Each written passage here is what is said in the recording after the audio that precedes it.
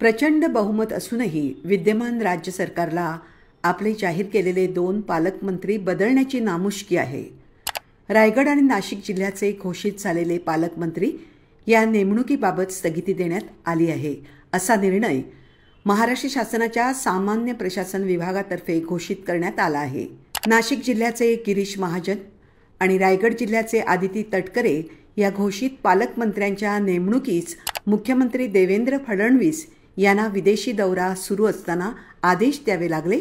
यावरूनच या दोन्ही जिल्ह्यांमध्ये आणि तेथील सर्व घटक पक्षांमध्ये असलेले टोकाचे मतभेद पुन्हा एकदा यामुळे पुढे आले आहेत.